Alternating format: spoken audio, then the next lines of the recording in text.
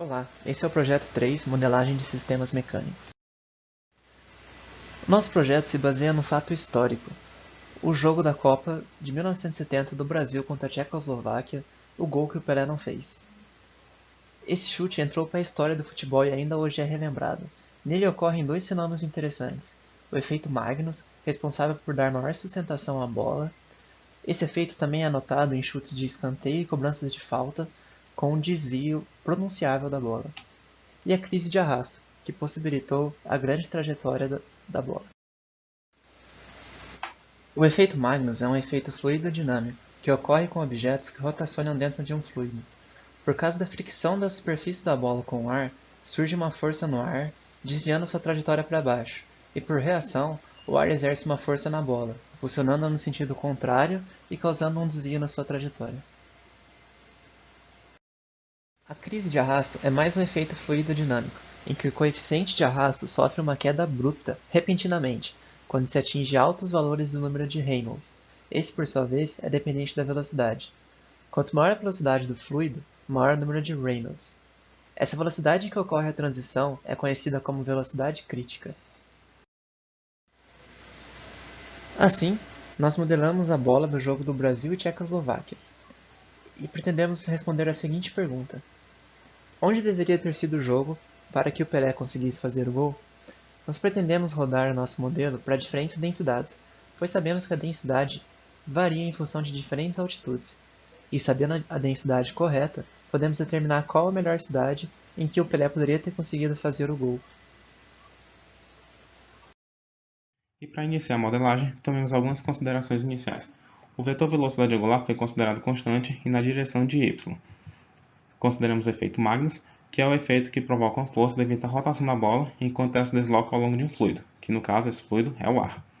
Temos a resistência do ar e a crise de arrasto, que já foi mencionada, e consideramos também a aceleração da gravidade constante. E o nosso diagrama de corpo livre fica da seguinte forma. Para baixo temos a força-peso e, oposto ao sentido do vetor velocidade, temos a força de resistência do ar.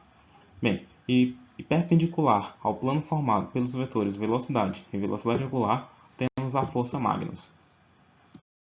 E a expressão vetorial de cada força que atua na bola fica dessa forma como está agora.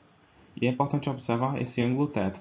O ângulo θ é formado entre o eixo z e o vetor ômega, e que, para o nosso caso, considerado que o vetor velocidade aponta na direção de y, o nosso θ é 90 graus.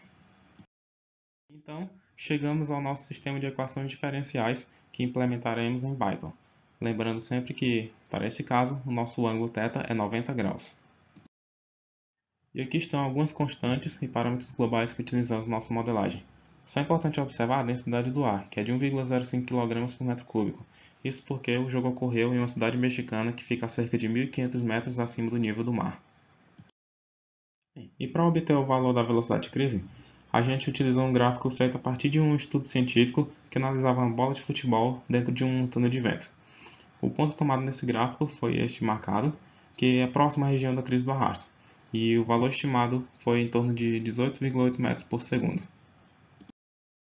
Com as equações já feitas, ainda nos faltava descobrir a frequência de rotação da bola. Como não foi possível obter esse valor, decidimos utilizar o nosso modelo para criar trajetórias realizadas pela bola para diferentes frequências. Comparando-as com os dados experimentais, percebemos que a trajetória que mais se adequa é aquela que foi formada por uma frequência de aproximadamente 5 Hz. E portanto decidimos adotar uma frequência próxima a isso, que seria de 5.3 Hz. Com esse valor, finalizamos nosso modelo, e para testar sua validez, mais uma vez plotamos as trajetórias geradas pelo modelo junto com os dados experimentais. Foram plotados dois gráficos, um de y por x e um z por x. Como é possível perceber, os dois gráficos correspondem razoavelmente bem com os dados reais.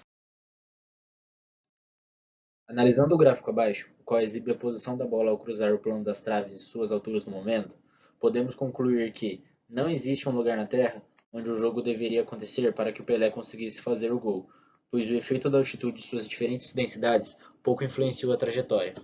Há de se ressaltar que a altura h relativa ao gramado, quando está negativa, significa que a bola quicou antes de cruzar o plano das traves.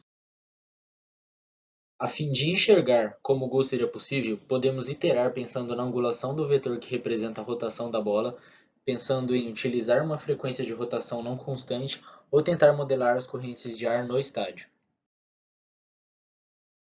Escolhemos, por fim, considerar a inclinação, no sentido do eixo z para o eixo y, do vetor da rotação, o que permitiu que o gol fosse possível para determinada densidade.